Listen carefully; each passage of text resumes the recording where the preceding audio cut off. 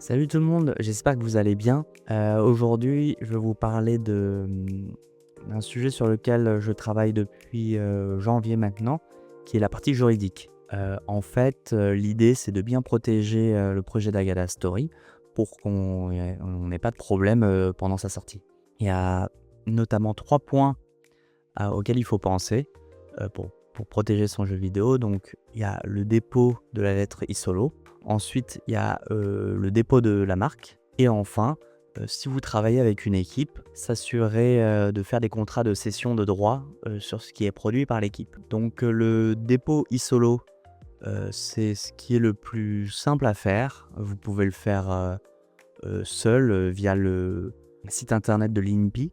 Donc l'idée en fait c'est compter 15-20 balles et il faut y déposer des documents qui serviront de preuve comme quoi vous êtes bien l'auteur de ce projet. Vous pouvez y mettre le Game Design Document, donc la bible de ce qu'est votre jeu qui explique qu'est-ce qu'est votre jeu. Ensuite, on peut avoir par exemple une build aussi, le build du projet ou du code également. Ce n'est pas la preuve, ce n'est pas la preuve comme quoi vous êtes l'auteur de ce projet, mais ça fait partie des éléments que vous pourrez utiliser en cas de problème. Ce qui est conseillé de faire, c'est de faire 2 dépôts pendant un projet. Donc de le faire quand vous avez une vertical slice et ensuite au moment où vous sortez votre jeu. Ensuite, le dépôt de marque, c'est protéger en fait le titre de votre jeu. Là, par exemple, pour moi, c'est Dagada Story. L'idée, c'est que je puisse avoir l'autorisation d'utiliser l'expression Dagada Story pour mon jeu vidéo.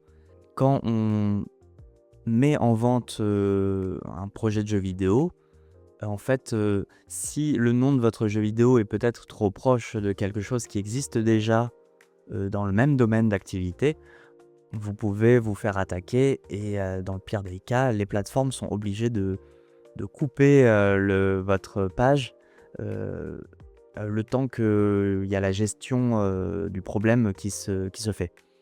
Donc voilà, tout ça, c'est pour le dépôt de marque permet d'éviter ce type de problème-là.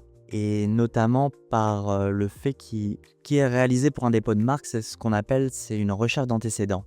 En fait, c'est de vérifier quelles sont les marques qui existent déjà et qui se rapprochent le plus de votre titre. En faisant ces recherches, on évite des mauvaises rencontres, en fait, d'être trop proche de quelque chose qui existe déjà, et donc on réduit les chances d'avoir des problèmes. Ce type d'actions-là sont faits par des professionnels. Enfin, moi, j'ai pas, c'est pas moi qui l'ai fait.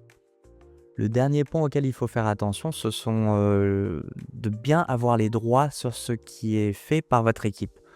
En fait, à moins d'avoir signé déjà un document comme quoi vous êtes bien propriétaire de ce qui est réalisé par quelqu'un de votre équipe, de manière naturelle, la personne qui crée quelque chose pour votre projet possède les droits de ce qu'il crée. Et à ce moment-là, en fait, il faut vraiment créer un document, un contrat qui permet bien de mettre les choses au clair. Alors, soit il vous donne les droits de ce qu'il fait et vous pouvez ensuite exploiter complètement ce qui est réalisé par lui. Ou alors, dans le contrat, il est bien stipulé que vous avez le droit d'utiliser ce qui est réalisé par lui. Donc en fait, ça vous permet d'éviter des problèmes au cas où en fait la personne avec qui vous travaillez décide un jour que vous n'avez plus le droit d'utiliser ce qu'il a fait. Voilà, s'il y a un contrat qui est bien signé par les deux parties, normalement vous êtes protégé au cas où vous rencontrez ce type de problème-là. Également, de manière équitable, en général quand quelqu'un travaille pour votre projet de manière assez importante, par exemple un graphiste ou un musicien, pour que ce soit équitable, il y a environ 10%, 10% des ventes qui sont distribuées à l'équipe, pour que ce soit équitable pour tout le monde. Dans le meilleur des mondes, il faut prévoir donc les frais du contrat et de la réalisation, quand la personne réalise ce qu'elle fait, mais également il y a 10% de vos ventes qui reviendraient à votre équipe en fait. Donc voilà, c'était 3 points importants pour bien protéger votre projet. En fait, Moi, je l'ai pas fait tout seul parce que je n'y connais rien et j'ai plutôt travaillé avec, des professionnels, pour l'occasion. En fait, l'INPI, le dépôt de la lettre e-solo est possible de le faire, vraiment seul, ça, normalement 15-20 balles, vous pouvez vous en sortir. Mais par contre, pour ce qui est les contrats de cession et même le dépôt de marque, bon, c'est quand même bien d'être encadré, je pense.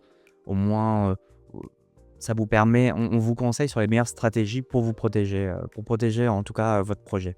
Voilà, il faut compter des frais, il faut compter, en fonction du nombre de contrats et le dépôt de marque, vous devez peut-être compter quand même 2 000 € de frais, voilà, si vous le faites, faire par, quelqu'un, d'externe. Et sinon, pour la partie développement du jeu, qui, a été fait en février, donc comme ce que je vous disais la dernière fois, on a travaillé sur les mines, de Yae, la quatrième zone du jeu. Et en fait, la difficulté que j'avais notamment, c'est qu'il me manquait pas mal de narration. Tout ce qui était histoire à ce niveau-là était pas très développé. Donc ça a été un des points, les plus, qui a ralenti le plus, on va dire, le développement de cette partie-là.